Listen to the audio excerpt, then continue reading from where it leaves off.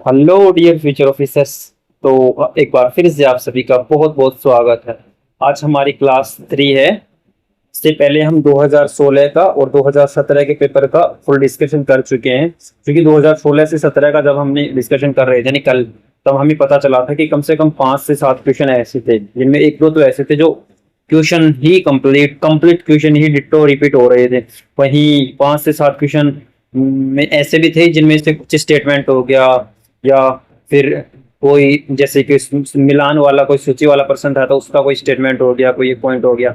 इस तरीके से डायरेक्ट क्वेश्चन रिपीट हो रहे सिर्फ एक साल में।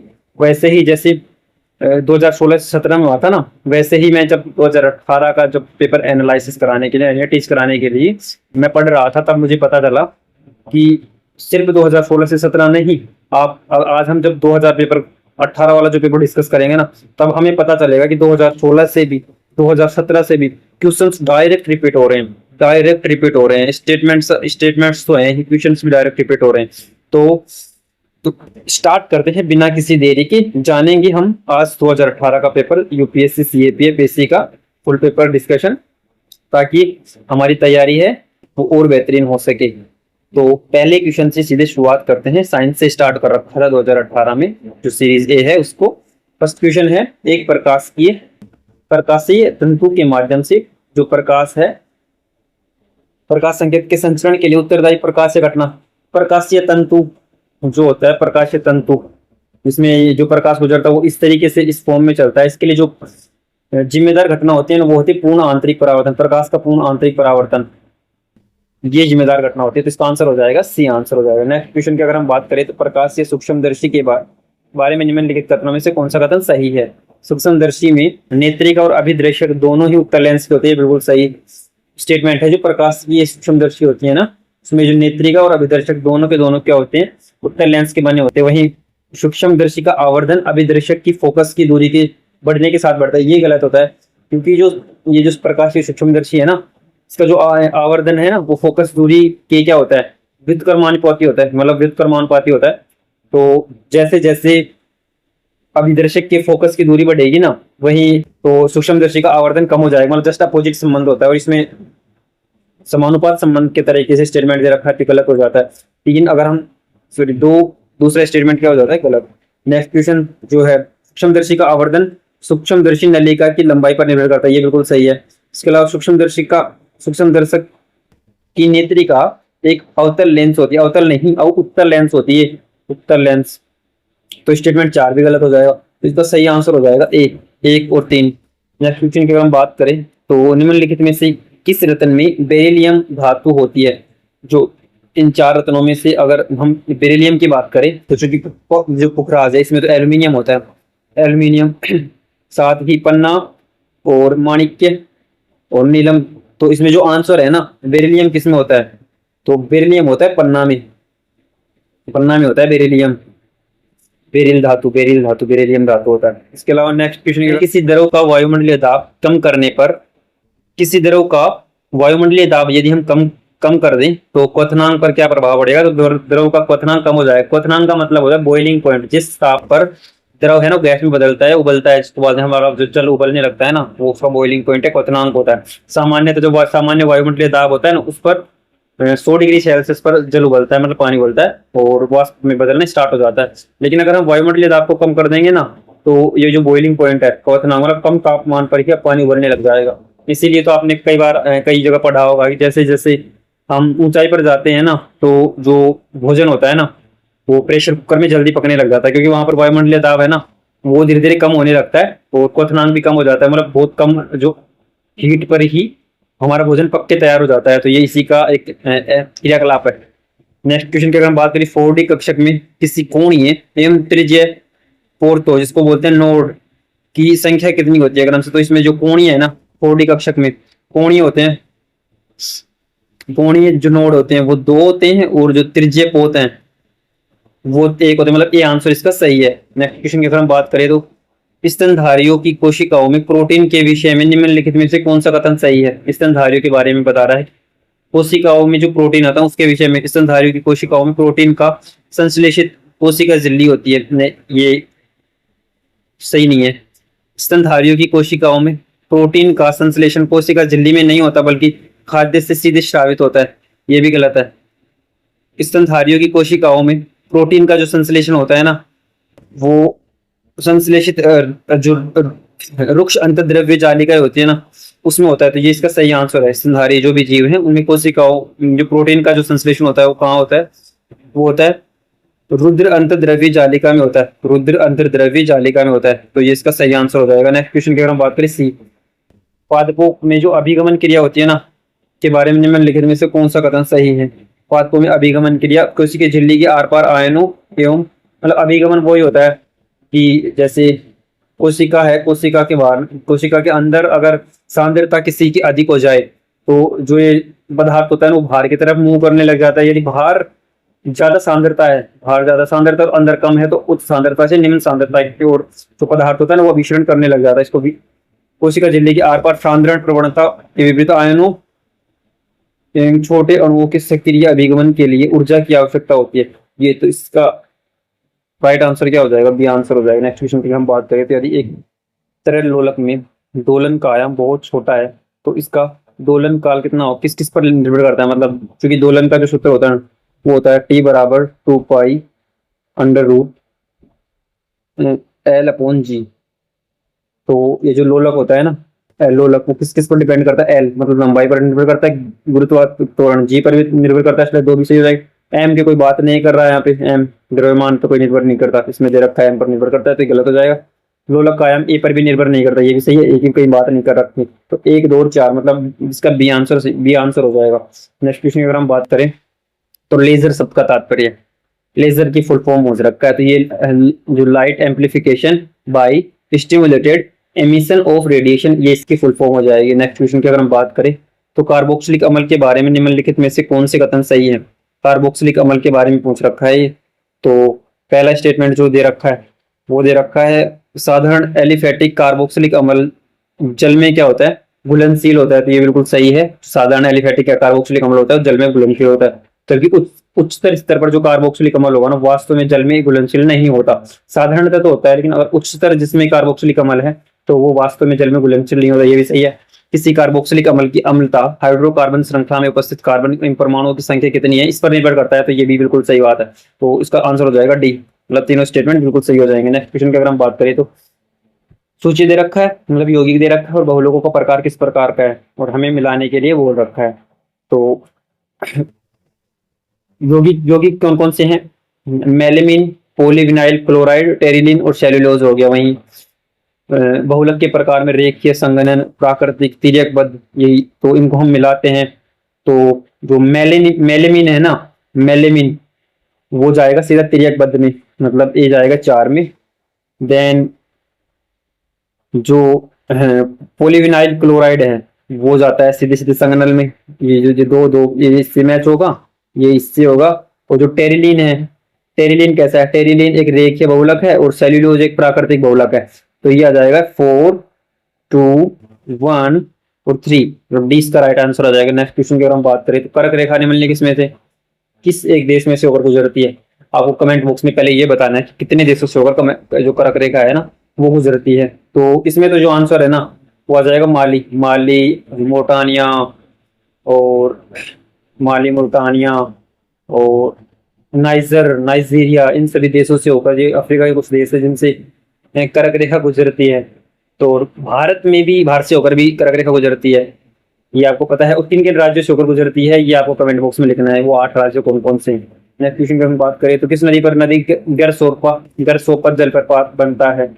जो सोरपा भी बोलते हैं इसको। ये देखो ये क्वेश्चन मिल गया, तो जो कट कॉपी पेस्ट पिछले ही साल हमने पढ़ा था कि जो शरावती नदी है उस पर ये गरसोपा जलप्रपात बनता है। सीधा स्टेटमेंट, एक स्टेटमेंट में देकर हो रखा था क्वेश्चन, तो कट कॉपी पेस्ट है, ये आंसर सीधा इसका शरावती हो जाएगा, कर्नाटका में। निम्नलिखित में उसमें पिछला क्वेश्चन ऐसे था कि जो जरसोपा है ना, जगसोपा, ये जो जलप्रपात है ये किस राज्य में अवस्थित है? और उसमें ये भी लिखा हुआ था कि शरावती नदी पर स्थित ये जो जलप्रपात है वो किस राज्य में अवस्थित है। इसमें क्या दिया है, इस बार कुछ चेंज थोड़ी ना हुआ है, इसमें ये पूछ ले किस नदी पर स्थित है। नेक्स्ट क्वेश्चन की अगर हम बात करें तो 14th क्वेश्चन में निम्नलिखित में से कौन सा एक प्रक्रम दीर्घ तरंग विकिरण का भाग नहीं है? तो चालन, संवहन और विकिरण, दीर्घ तरंग, दीर्घ तरंग प्रक्रम क्या होता है? जैसे जो सूर्य से जो भी ऊर्जा पृथ्वी को प्राप्त होती है वो लघु तरंगों के रूप में प्राप्त होती है, जबकि जो पृथ्वी जो उष्मा अवशोषित करती है उसको जो धीरे धीरे छोड़ती है और ऊपर ये वापसी लौटता है ना, सूरज के पास में ये जाती है, तो दीर्घ तरंगों के रूप में जाता है और यही पृथ्वी के तापमान का कारण बनती है। तो ये किस किस रूप में जाता है? चालन के रूप में जाता है, संवहन के रूप में, विकिरण के रूप में। लेकिन प्रकीर्णन होता है ना, ये लघु तरंग विकिरणन से संबंधित होता है, मतलब जब सूर्य से आने वाली किरण उससे संबंधित होता है। इसका आंसर हो जाएगा प्रकीर्णन, क्योंकि नहीं पूछ रखा है। मध्य अक्षांश क्षेत्रों में मौसम के दैनिक परिवर्तन में होने का, मौसम में जो दैनिक परिवर्तन होता है ना वो अभिवयन के कारण होता है। अभिवयन मतलब हवा का क्षैतिज प्रवाह, मतलब अभी यहाँ पे जैसे मध्य अक्षांश पे अभी यहाँ पे कुछ गर्म जलवायु या ठंडी जलवायु कुछ भी मानो, उधर से अभी एक क्षैतिज पवनों का जो आता है, पवन आते हैं, मतलब क्षैतिज प्रवाह आता है पवनों का, जो अगर ठंडा या गर्म है तो अपने हिसाब से क्या करता है वो मौसम को तुरंत चेंज कर देता है। मध्य अक्षांशों के लिए जो दैनिक मौसम परिवर्तन का जो मुख्य कारण है वो है अभिवहन है। नेक्स्ट क्वेश्चन की अगर हम बात करने निम्नलिखित में से किन क्षेत्रों में झरनों का होना आम बात है? झरनों का होना आम बात है। देखिए, एक तो अच्छी तरह संधित सेल होनी चाहिए, मतलब जो ज्वाइंट होते हैं सेलों के वो अच्छी तरीके से होने चाहिए ताकि जल है ना वो आसानी से बाहर आ सके, ये सही है। अध्यक्षायी शैलों वाले शुष्क क्षेत्र भी होने चाहिए। कास्ट स्थलाकृतियां ये नहीं होनी चाहिए, और नत स्तर है तो भी, तो सॉरी कास्ट कास्ट स्थलाकृति होनी चाहिए और नत स्तर होनी चाहिए, नत स्तर होना चाहिए। जबकि अधेशायी सैलों वाले शुष्क क्षेत्र, या ये स्टेटमेंट गलत हो जाता है, क्योंकि शुष्क क्षेत्रों में और झरने होना जस्ट अपोजिट सी बात लग रही है ना। तो 1, 3 और 4 इसका राइट आंसर हो जाएगा। नेक्स्ट क्वेश्चन की अगर हम बात करें तो एक क्वांट के क्वेश्चन आ गए। अगर आप हमारी पिछली दोनों क्लास आपने देखी होंगी तो आपको पता है कि हमने ये प्रॉमिस कर रखा है कि क्वांट के क्वेश्चन हम इसमें डिस्कस नहीं करेंगे, रीजनिंग और मैथ के क्वेश्चन। इनके लिए हम जैसे ये कंप्लीट हो जाएगा 2025 तक का, देन हम दोबारा से सिर्फ मैथ और रीजनिंग वाले अलग अलग, मतलब कंप्लीट 2016 से भी 25 तक के सारे, यहाँ तक पहले वाले भी ले लेंगे, उसमें सारे क्वेश्चनों की अलग सीरीज स्टार्ट करेंगे। सिर्फ मैथ और रीजनिंग पर फोकस होगी, ज़्यादा बड़ी नहीं होगी। तो यहाँ पे मैं सिर्फ आपको आंसर बताने वाला हूँ, आपको सॉल्यूशन करना है, और बाकी मैं तो फिर करवाऊंगा ही बाद में। तो जो 17th क्वेश्चन है उसका आंसर आपको आना चाहिए, ए आंसर आना चाहिए। नेक्स्ट क्वेश्चन अगर हम बात करें 18th क्वेश्चन की, तो 18th क्वेश्चन का आपका आंसर बी आना चाहिए। 19th क्वेश्चन और 19वीं क्वेश्चन की हम बात करें और आप इसका सॉल्यूशन करते हैं तो आपका आंसर आना चाहिए सी। और यदि 20वें क्वेश्चन की हम बात करें तो 20वें क्वेश्चन अगर आप सॉल्यूशन करते हो तो आपका आंसर सी आना चाहिए। 21वें क्वेश्चन की हम बात करें तो आपका आंसर बी आना चाहिए। तो ये क्वांट के स्टार्टिंग के कुछ क्वेश्चन थे, इनको आप सॉल्यूशन कर सकते हैं अपने हिसाब से। और अगर आंसर ये आपके ये आ रहे हैं जो मैंने बताए तो आप बिल्कुल, मतलब आपकी क्वांट अच्छी है, आप बिल्कुल सही डायरेक्शन में। और आपके अगर आंसर नहीं आ रहे हैं तो हम जल्दी ही, कुछ दिन बाद ही हम स्टार्ट करने वाले हैं ही, तो उसमें आप सॉल्यूशन देख सकते हैं। रक्त के तत्वों के बारे में नेक्स्ट क्वेश्चन 22वां जो है, निम्नलिखित में से कौन सा कथन सही है? रक्त के तत्वों के बारे में पूछ रखा है, तो इसमें 3 स्टेटमेंट गलत है, एक सही है। लाल रक्त कोशिकाओं की संख्या वही होती है जो श्वेत, गलत, सेम नहीं होती। आरबीसी की और डब्ल्यूबीसी की संख्या सेम नहीं होती, क्योंकि लाल रक्त कोशिकाओं की संख्या सबसे ज्यादा होती है। ये स्टेटमेंट बिल्कुल सही है। इसके अलावा बच्चे कुछ सारे स्टेटमेंट गलत हो जाएंगे, जैसे श्वेत रक्त कोशिकाओं की संख्या लाल रक्त कोशिकाओं से अधिक होती है, गलत। आरबीसी की ज्यादा होती है। लाल रक्त कोशिकाओं की संख्या पट्टी कणिकाओं की संख्या से कम होती है, गलत। सबसे ज्यादा संख्या होती है तो आरबीसी की होती है। नेक्स्ट क्वेश्चन की हम बात करें, पेशियों में संकुचन के शिथिलन के संबंध में निम्नलिखित कथनों में से कौन सा एक सही है? इन सारे, इसमें Zn++ आयन की गति शामिल होती है, ये सही नहीं है। सही आंसर है इसका सी। इसमें पेश द्रव्य जो है जालिका है, इसको सार्कोप्लाज्मिक रेटिकुलम SR से Ca++ की विमुक्ति होना तथा कैल्शियम++ का वापस SR में और प्लाज्मिक रेटिकुलम जो है उसमें वापस SR में पंप किया जाना शामिल होता है। किसमें? पेशियों के संकुचन एवं शिथिलन के संबंध में क्या होता है, तो ये इसमें सही आंसर होता है पेशी द्रव्य जालिका में जो Ca+ है ना, ये विमुक्त होना और इसका वापस आने के लिए SR में पंप किया जाता है। नेक्स्ट क्वेश्चन की अगर हम बात करें तो पाचन के विषय में निम्नलिखित कथनों में से कौन सा कथन सही है?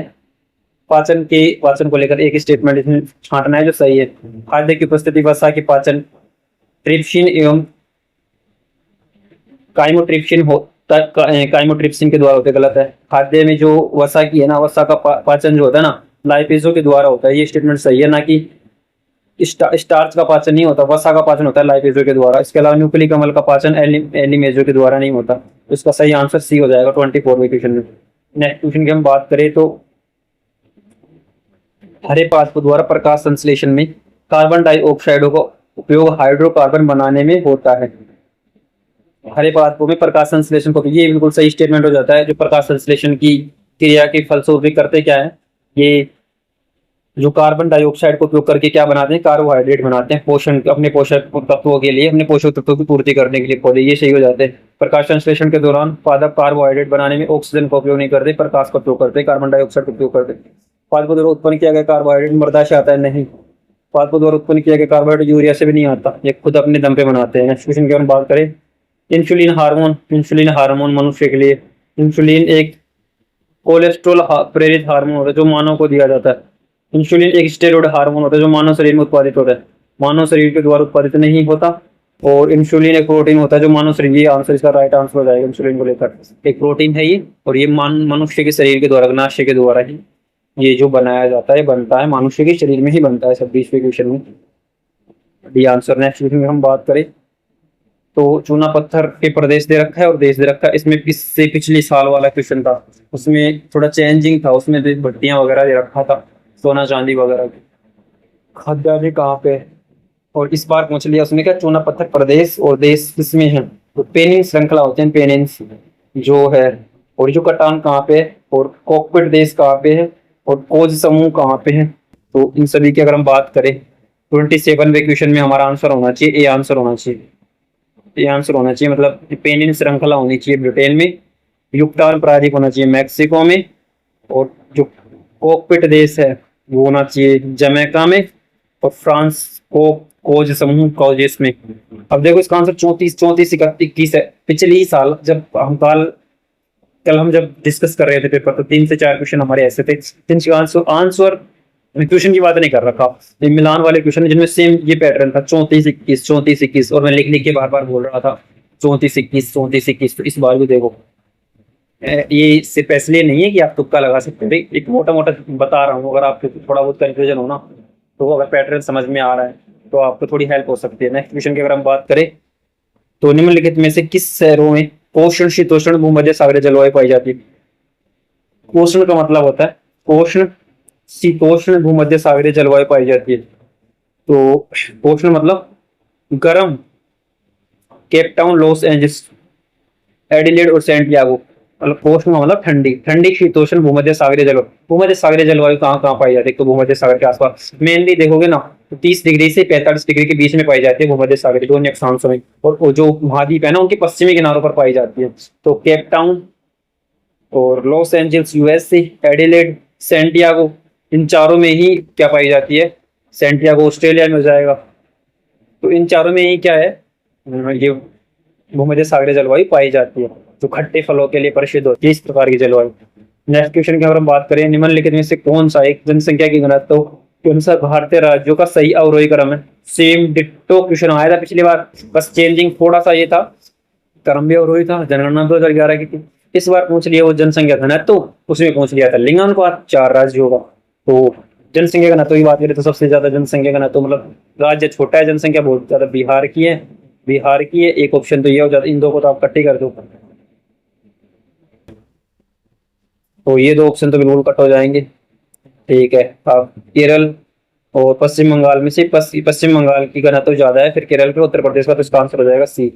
नेक्स्ट क्वेश्चन की अगर हम बात करें तो निम्नलिखित भारत की प्रमुख नदी द्रोणियों में से कौन सी अल्पमत लंबाई की है और जल ग्रहण क्षेत्र के आधार पर सबसे छोटी, मतलब जिसमें सबसे कम जल ग्रहण के लिए जानी जाती है। इन चारों में से कावेरी, माही, पेन्नार, साबरमती। तो इसमें जो साबरमती है गुजरात की, इसमें इन चारों में से थोड़ा कम वाटर है, कम जल ग्रहण के लिए प्रसिद्ध है ये।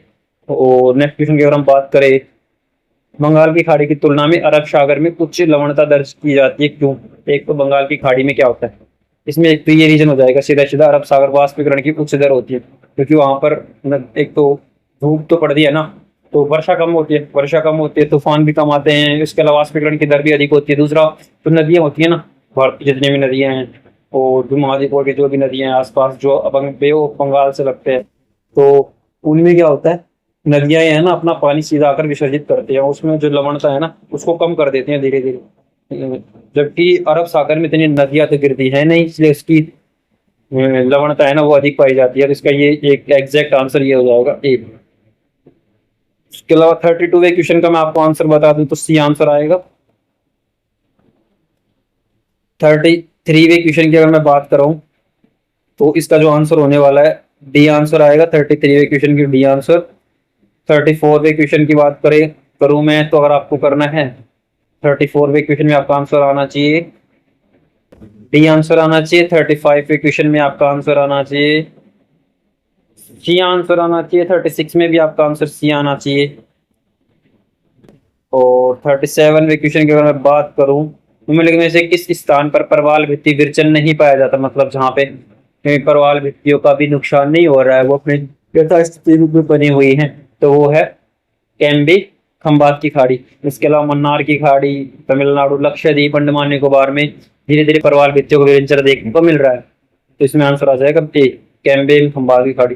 ये 2018 की हम बात कर रहे हैं जब पेपर बना था, अब चल रहा है 2025। हो सकता है कि खंबात की खाड़ी में भी प्रवाल भित्तियों का जो विरेचन है ना वो स्टार्ट हो चुका हो। तो नेक्स्ट क्वेश्चन की अगर हम बात करें तो मैंग्रोव से संबंधित स्थानों में से कौन से उपयुक्त है, मतलब मैंग्रोव से रिलेटेड एक क्वेश्चन है, हमें सही स्टेटमेंट चुननी है। 4 स्टेटमेंट जो दिए हैं उनमें से पहला स्टेटमेंट है मैंग्रोव पादपों को लवणीय और स्वच्छ जल के उपयुक्त मिश्रण की आवश्यकता होती है। ऐसे नेसेसरी नहीं है कि लवणीय और स्वच्छ जल ही हो, मैंग्रोव केवल लवणीय जल में भी पाए जा सकते हैं, तो ये गलत है कि दोनों का मिश्रण उपयुक्त हो। और मैंग्रोव पादपों को वृद्धि और विकास के लिए पंक्त मैदान की आवश्यकता, हाँ कीचड़ तो चाहिए, पंक्त मैदान की आवश्यकता होती है ताकि वो जो मैंग्रोव की जो वनस्पति है ना वो अच्छे से ग्रो कर सके। मैंग्रोव पादप सुरक्षित आड़ वाले तटों के अंतर ज्वारीय क्षेत्रों में पाए जाते हैं, जैसे सुंदरबन सुंदरबन हो गया ना, तो ज्वारीय क्षेत्र अंतर ज्वारीय क्षेत्रों में स्थित है। मैंग्रोव वनस्पति अंडमान निकोबार द्वीप समूह सभी तटीय क्षेत्रों जो राज्य है ना जो समुद्र से लगते हैं उनमें रिपोर्ट की गई है, ये भी सही बात है। तो इसका आंसर हो जाएगा 2, 3, 4। नेक्स्ट क्वेश्चन की अगर हम बात करें तो वायुमंडल में निम्नलिखित में से किस स्तर में निम्नतम तापमान अवलोकित दर्ज किया जाता है। सबसे कम तापमान होता है, देखो सौरमंडल में टेम्परेचर धीरे धीरे गिरता है वो यहाँ तक -18 डिग्री तक पहुंच जाता है लगभग, लेकिन जैसे ही हम तापमंडल में जाएंगे ये फिर बढ़ेगा और बढ़ता बढ़ता 0 डिग्री तक पहुंच जाता है। और फिर इसके बाद आता है मध्यमंडल, उसमें है ना टेम्परेचर फिर से एक बार फिर से घटने वाला है और बहुत ही कम डिग्री, मतलब बहुत ही माइनस माइनस में कई सैकड़ों डिग्री तक माइनस में चला जाता है। तो मध्यमंडल में सबसे कम तापमान पाया जाता है। इसके बाद में तो वायुमंडल में टेम्परेचर बढ़ता बढ़ता बढ़ता बढ़ता फिर बढ़ता जाता है टेम्परेचर, यहाँ 4 डिग्री सेल्सियस तक पहुंच जाता है। तो इसका आंसर आ जाएगा मध्यमंडल। मध्यमंडल में सबसे कम तापमान पाया जाता है। नेक्स्ट क्वेश्चन की अगर हम बात करें तो निम्नलिखित में से कौन सी महासागर धारा उष्ण उष्ण धारा नहीं है। इस क्वेश्चन को तोड़ दिया गया है। ग्रीनरी की ठंडी, फॉकलैंड की ठंडी, उत्तर पैसिफिक की ठंडी, शायद उत्तर भूमध्य की ठंडी, इसमें शायद क्वेश्चन गर्म पूछा है और इसमें गर्म दिया ही नहीं है, सारी लगभग ठंडी लग रही है। तो इस क्वेश्चन को भी छोड़ दिया गया है यूपीएससी के द्वारा। नेक्स्ट क्वेश्चन की बात करें तो इनके मैं आपको आंसर बता दे रहा हूँ। 42nd का जो क्वेश्चन है उसमें डी आंसर आना चाहिए आपका। 43वें क्वेश्चन में आपका आंसर बी आना चाहिए और 44वें क्वेश्चन में आपका आंसर ए आना चाहिए। 44वां क्वेश्चन आप देख लीजिए, आंसर ए आना चाहिए। 45 का जो क्वेश्चन है उसका आंसर कितना आना चाहिए। 45वें क्वेश्चन का आपका आना चाहिए ए आंसर। 46वें क्वेश्चन में आपका बी आंसर और 47वें क्वेश्चन में भी आपका बी आंसर आना चाहिए। इसके अलावा निम्नलिखित में से कौन सा एक विषम दैशिक स्वरूप का है, मतलब इन सभी से अलग है। तो कांच, रबर, कार्ड्स और प्लास्टिक, इसमें प्लास्टिक आंसर आएगा। प्लास्टिक इन सब में विषम दैशिक स्वरूप का होता है। निम्नलिखित में से कौन सा एक संघनन बहुलक नहीं है। तो जो पॉलीथीन है ना, पॉलीथीन संघनन बहुलक नहीं है, जबकि नायलॉन, डीएनए, बेकेलाइट ये सभी संघनन बहुलक है। नेक्स्ट क्वेश्चन की अगर हम बात करें तो जिन ज्वारों की ऊंचाई सामान्य ज्वार से 20% अधिक होती है उन्हें क्या कहते हैं। तो जिनकी ऊंचाई 20% से अधिक होती है उनको वृत्त ज्वार बोलते हैं। वृत्त ज्वार बाटा बाटा पे फिर 20% कम होगा। नेक्स्ट क्वेश्चन की अगर हम बात करें तो उष्णकटिबंधीय चक्रवात के बारे में निम्नलिखित कथनों में से कौन से कथन सही है? नहीं, क्वेश्चन है, क्वेश्चन यानी गर्म, अभी देखा था हमने कोष्टक में दे रखा। महासागरीय पृष्ठ पर उद्भूत और विकसित होते हैं, ये बिल्कुल सही है। कोरियोलिस बल की विद्यमानता के लिए, हाँ, इनको घूमने के लिए कोरियोलिस बल तो चाहिए ही। उत्तरी गोलार्ध में दाएं हो, दक्षिणी गोलार्ध में बाएं हो। ये मध्य अक्षांशीय क्षेत्र में घटित होते हैं। ये मध्य अक्षांशीय क्षेत्र में घटित हम्म, ये मध्य अक्षांशीय क्षेत्र में घटित नहीं होते, क्योंकि मध्य अक्षांशीय क्षेत्र में तो शीतोष्ण जो चक्रवात है ना वो आते हैं। तो ये तो जहाँ टेम्परेचर अधिक होता है, जैसे भूमध्य सागर के पास में, तो वहां घटित होते हैं। ये शांत एवं अवरोही वायु की दशा में अति अक्षी मतलब आई विकसित कर लेता है, ये बिल्कुल सही है। क्योंकि इस चक्रवात का जो आई वाला क्षेत्र होता है जिसको आंख बोलते हैं वो तो बिल्कुल शांत होता है, लेकिन आई वोल आती है फिर आगे। आई के बाद में आई वोल आती है, वो अत्यंत ही विनाशकारी, या मतलब अत्यंत ही, जिसमें वो प्रचंड रूप होता है ना चक्रवात का, वो वाला आई वोल में होता है। तो इसका आंसर हो जाएगा 1 2 4, 1 2 4 आंसर बी आंसर आ जाएगा। नेक्स्ट क्वेश्चन की अगर हम बात करें, जैव विविधता तप्त स्थलों के विषय में निम्नलिखित कथनों में से कौन सा कथन सही है? बायोडाइवर्सिटी हॉटस्पॉट की बात कर रखा है। तो जैव विविधता तप्त स्थलों की पहचान अंतर्राष्ट्रीय प्रकृति संरक्षण संघ, international union for conservation of nature and natural resources, IUCN द्वारा की गई थी। इसका आंसर ये सही है। जैव विविधता तप्त स्थलों को उसकी वनस्पति के अनुसार परिभाषित, हाँ, इस कम से कम 1500 स्थानीय वनस्पति होनी चाहिए आपको बायोडाइवर्सिटी हॉटस्पॉट के लिए।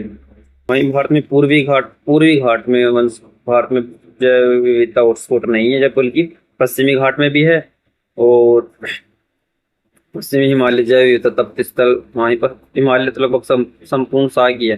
इसके अलावा इंडो बर्मा, सुंडा निकोबार और पश्चिमी घाट, पूर्वी पश्चिमी हिमालय जैव विविधता तप्त स्थल, ये भारत में है, लेकिन पूर्वी घाट नहीं है, तो स्टेटमेंट गलत हो जाएगा। 1 और 2, इसका सही आंसर ए हो जाएगा। नेक्स्ट क्वेश्चन की अगर हम बात करें 53वें क्वेश्चन की, निम्नलिखित में से कौन सा एक आग्नेय चट्टान नहीं है? ग्रेनाइट भी आग्नेय चट्टान है, झामा और बेसाल्ट भी आग्नेय चट्टान है। इसके अलावा जो नाइस है ना, ये रूपांतरित कायांतरित चट्टान है, और इसका आंसर क्या हो जाएगा? बी आंसर हो जाएगा, नहीं पूछा है। नेक्स्ट क्वेश्चन की अगर हम बात करें, पश्चिम की ओर बहने वाली नदी कौन सी इनमें से? कावेरी बे ऑफ बंगाल में गिरेगी, तुंगभद्रा कृष्णा की जो है ट्रिब्यूटरी है, और ये भी कृष्णा गिरती है इसमें बे ऑफ बंगाल में, गोदावरी बे ऑफ बंगाल में। लेकिन पेरियार जो नदी है ना, ये पश्चिम की ओर बह के अरेबियन सी, अरब सागर में जाके गिरती है, तो इसका आंसर हो जाएगा पेरियार नदी, बी। 55वां क्वेश्चन, 55वां क्वेश्चन का आंसर हो जाएगा डी आंसर हो जाएगा 55वें क्वेश्चन में बिंदु ए पर, अगर आप सोल्यूशन करोगे तो। 56वें क्वेश्चन की अगर बात करूँ तो 56वें क्वेश्चन में आंसर हो जाएगा सी। 57वें क्वेश्चन की अगर मैं बात करूँ, 57वें क्वेश्चन का आंसर भी हो जाएगा ए। 58वें क्वेश्चन की अगर मैं बात करूँ तो 58वें क्वेश्चन का आंसर हो जाएगा बी आंसर। नेक्स्ट क्वेश्चन 59वें क्वेश्चन की अगर हम बात करें तो 59वें क्वेश्चन, अब ये देखो 59वें क्वेश्चन से, अब जैसे ही पिछली बार यानी हम कल जब पेपर डिस्कशन कर रहे थे, जैसे पेपर स्टार्ट किया था हमने, तो स्टार्टिंग के जो 7 क्वेश्चन थे ना वो सेम पैटर्न पे थे। पहले ऑप्शन दिया था और फिर ये 4 ऑप्शन, इसमें पहले में तो दोनों कथन सही भी होने चाहिए, और कथन 2 कथन एक स्पष्टीकरण भी करना चाहिए। दूसरे में कथन दोनों सही लेकिन स्पष्टीकरण हो ये आवश्यकता नहीं, तो स्टेटमेंट 2 एक सही हो कथन, और कथन 2 गलत हो तो सी, तो कथन पहला ही गलत हो और दूसरा सही हो तो स्टेटमेंट डी। और मैंने कल भी बताया था कि इन क्वेश्चनों का एक खास बात होती है कि एक स्टेटमेंट तो कम से कम हमेशा सही होना ही होगा, ऐसे नहीं होगा कि दोनों ही गलत दे रखे, नहीं, ऐसे पर इस प्रकार के क्वेश्चन एक तो बिल्कुल सही होगा, दोनों भी हो सकते हैं। और दूसरा, इसी पैटर्न पर लगभग 8-10 साल बाद 2026 का UPSC प्रीलिम्स हुआ था ना, उसका CSET में सेम पैटर्न पर क्वेश्चन पूछे गए कि पहले ऑप्शन देकर फिर 3 से 4 क्वेश्चन अलग से पूछ लिया। तो आज पूछ रखा है, पिछले में 7 पूछा था, आज पूछ रखा है 8 क्वेश्चन ऐसे होंगे। तो उनके लिए ऑप्शन आपको मैंने बता ही दिया एक बार, सीधा मैं ऑप्शन बताता चलूंगा क्वेश्चन को डिस्कस करते करते, वापस बार बार हम इन ऑप्शनों पर नहीं आएंगे। तो नेक्स्ट क्वेश्चन की अगर हम बात करें 59वें क्वेश्चन में देखते हैं, तो ध्वनि तरंगे निर्वात से गुजर सकती है। अब ये कॉपी कट कॉपी पेस्ट है, 2017 का या 2016, एक क्वेश्चन 2016 में भी एक स्टेटमेंट के रूप में था, 2017 में पूरा क्वेश्चन बना के दिया था, और 2018 में स्टेटमेंट वाला क्वेश्चन दे दिया, कट कॉपी पेस्ट 2017 से। क्योंकि उसमें भी लिखा हुआ था कि ध्वनि तरंगे निर्वात से गुजरती है, वो स्टेटमेंट गलत था, और उसमें ये भी लिखा था कि जो ध्वनि तरंगे होती है ना, ठोस में सबसे तीव्र गति से चलती हैं। ये दो कथन लिखे हुए थे। तो इसमें देखो, मुझे पहला कथन दे रखा है निर्वात से गुजरती है, तो पहला ही कथन करना तो गलत हो गया। तो इसका आंसर क्या आने वाला है पता है? डी आंसर आएगा, क्योंकि पहला कथन तो सही है, पहला तो गलत हो गया, दूसरा कथन बिल्कुल सही आएगा, क्योंकि एक तो गलत सही रहने वाला ही है। प्रकाश एक विद्युत चुम्बकीय तरंग हो रही है, निर्वात से गुजर सकता है, प्रकाश गुजर सकता है, क्योंकि सूर्य से प्रकाश पृथ्वी पर भी तो आ रहा है, लगभग 15 करोड़ किलोमीटर की डिस्टेंस तय करके, और बीच में निर्वात से ही तो आ रहा है। तो दो सही है, एक गलत है, मतलब डी आंसर हो जाएगा इसका। नेक्स्ट क्वेश्चन की अगर हम बात करें, विद्युत विद्युत धारा प्रवाह वाले एक तार के समीप रखे हुए कंपास की सुई मुड़ जाएगी। हाँ, ये सही है। अगर कंपास को आप जहाँ से विद्युत धारा प्रवाहित हो रही है ना, उसके पास में लेकर जाओगे ना, उस तार के पास, तो कंपास की सुई मुड़ जाती है। क्यों क्यों मुड़ जाती है? क्योंकि विद्युत धारा प्रवाह वाला एक तार अपने चारों ओर चुंबकीय क्षेत्र बनाता है। देखो, एक कथन भी सही है, और कथन एक का स्पष्टीकरण वाला रीजन भी सही बैठ रहा है। तो इसका आंसर आ जाएगा ए। विद्युत धारा, वो जो तार होता है जिसमें विद्युत बह रही होती है, उसके पास में एक अदृश्य जो है विद्युत चुंबकीय क्षेत्र बन जाता है। चुंबकीय क्षेत्र बन जाने के कारण जो कंपास है वो क्या करता है, उसमें जो सुई होती है ना, वो मुड़ जाती है। नेक्स्ट क्वेश्चन की अगर हम बात करें, तो प्राचीन समाजों में अभिजात विशिष्ट वर्गों के परिवारों के बारे में इतिहासवेता अधिकतर अभिलेखों से सूचना प्राप्त करते थे। ये सही स्टेटमेंट है। मैक्सिमम जो जानकारी की स्रोत अभिलेख ही थे। प्राचीन समाज कैसे थे? दूसरा, सातवाहन अभिलेख पर एक प्राकृत पद पुत्र से पूर्ण समाप्त होते हैं। पुत्र से पूर्ण या समाप्त होते हैं, इसका अर्थ है बेटा। तो ये स्टेटमेंट गलत है, और इसका आंसर है पहला सही है, दूसरा गलत है, यानी सी। इसका आंसर 71वां क्वेश्चन है ना, उसमें सी आंसर दिया गया है। 62वें क्वेश्चन की अगर मैं बात करूं, मतलब 62वें क्वेश्चन की मैं बात करूं, तो नेक्स्ट इसके जो पहला स्टेटमेंट है, 1856 में नवाज वाजिद अली साहब जो थे, उनके क्षेत्र में कुछ शासन होने के तर्क पर गद्दी से उतारकर कलकत्ता निर्वासित कर दिया गया था। सही है। अवध को जो कुछ शासन के आधार पर वो क्या अपने में मिला नहीं लिया गया था क्या? तो उस टाइम पे नवाब जो वाजिद अली साहब थे, उनको शासन का आरोप क्या लगाया गया था? नवाब पर यह अभियोग था कि वे विद्रोही मुखिया इन ताल्लुकदारों पर नियंत्रण पाने में असमर्थ हैं, और यही लगाया गया था। एकदम सही है। दोनों ये इसी से संबंधित भी है, दोनों स्टेटमेंट एक दूसरे को रिलेट कर रहे हैं। तो इसका आंसर भी क्या हो जाएगा? दोनों सही हैं, और कथन दो कथन एक का स्पष्टीकरण है। नेक्स्ट क्वेश्चन की अगर हम बात करें, तो महात्मा गांधी ब्रिटिश सरकार के द्वारा उद्घोषित सांप्रदायिक अधिनियम के खिलाफ आमरण अनशन पर चले गए थे। ये बिल्कुल सही है। 1932 की बात है, जब वो यरवदा, पुणे के यरवदा जेल में थे। अब देखो, पिछले क्वेश्चन में हमने क्या पढ़ा था कि जब गांधी जी ने जो पूना पैक्ट या अनशन किया था ना, सांप्रदायिक अधिनियम के खिलाफ, तो किस जेल में थे? और इसमें पूछा है, पूना समझौते का परिणाम एक संयुक्त निर्वाचन मंडल के रूप में सामने आया।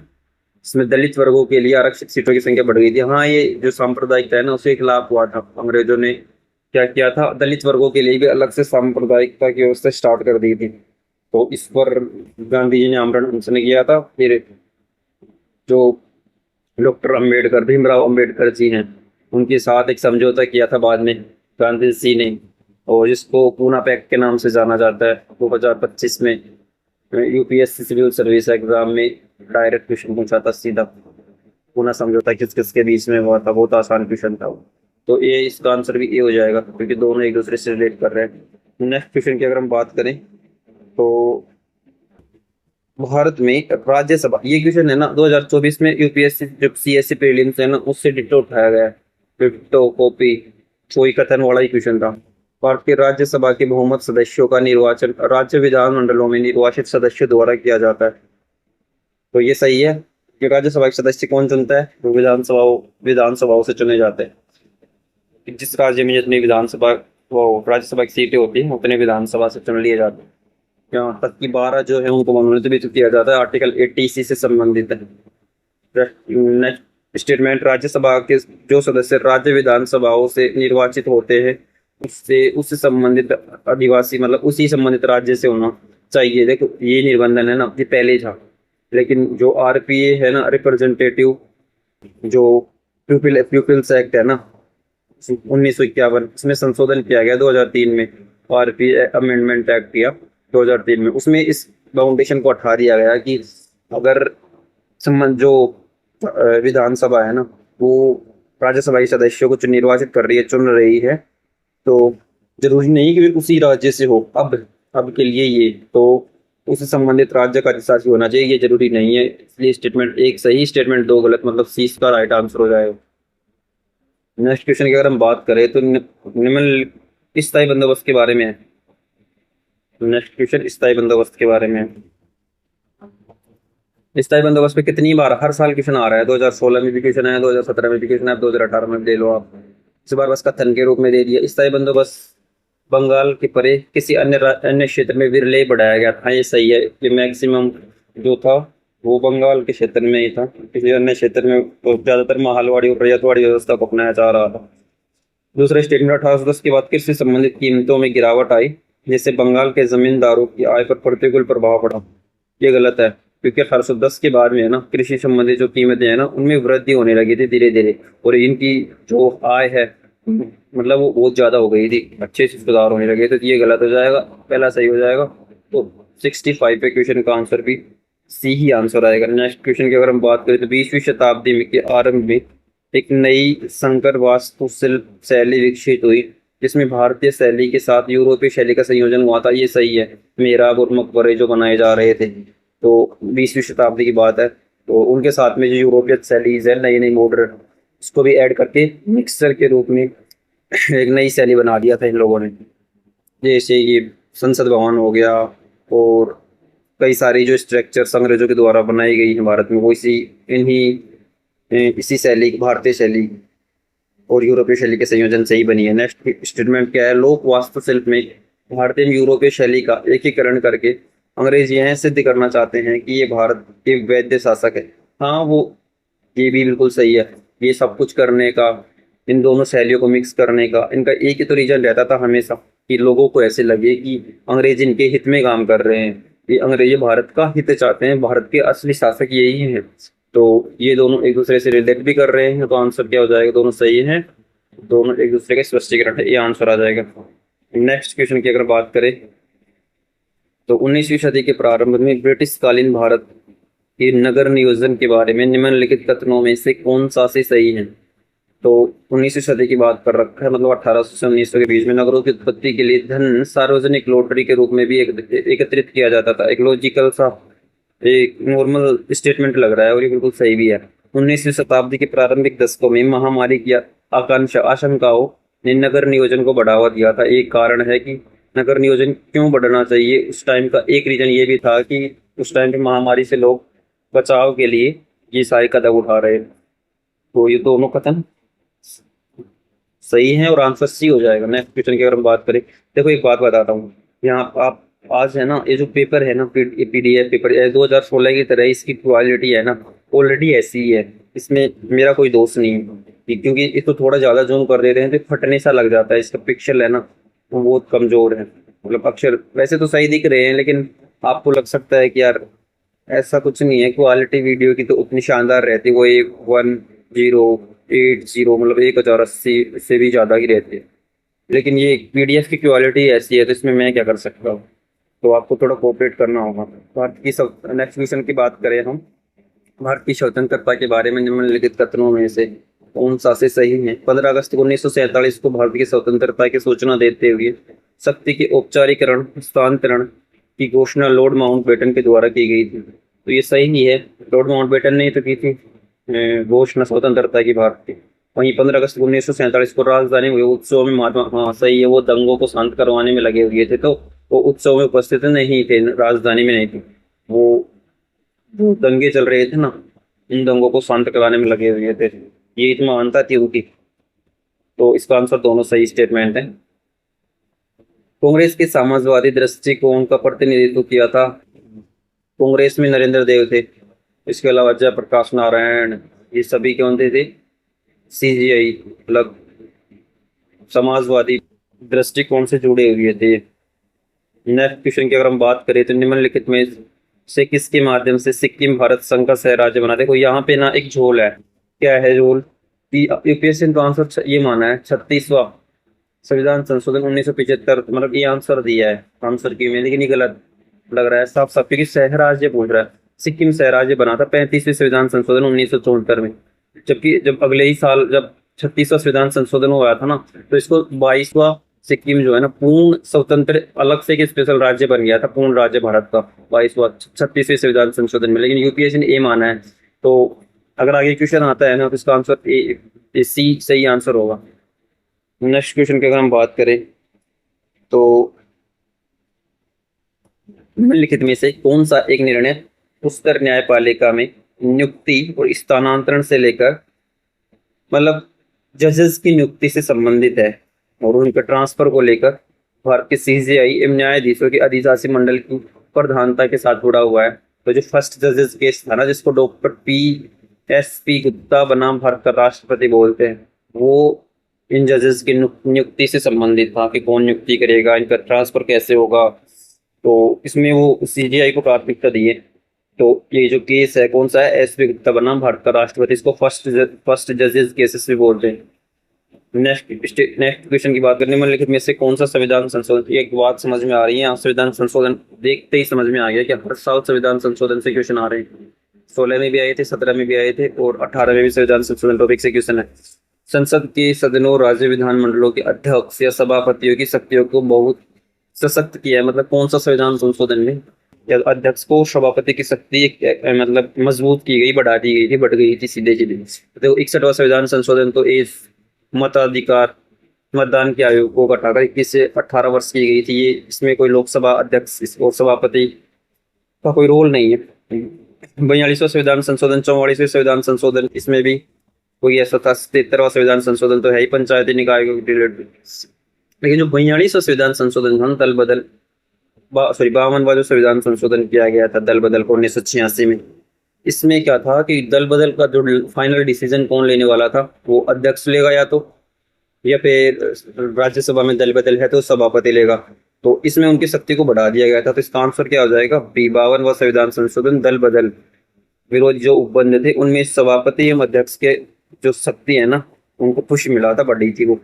नेक्स्ट क्वेश्चन की बात करें तो संसद की निम्नलिखित में से किस समिति ने राज्यसभा में कोई सदस्य नहीं होता, मतलब लोकलेखा समिति में 15+7 22, सरकारी उपक्रम समिति भी सेम, और वित्त विषयक विभाग संबंधित स्थायी समिति, मतलब इन तीनों में ही सदस्य जो होते हैं लोकसभा एवं राज्यसभा से होते हैं। जबकि प्राक्कलन जो समिति है ना उसमें 30 के 30 मेंबर्स किसके होंगे, लोकसभा के ही होंगे।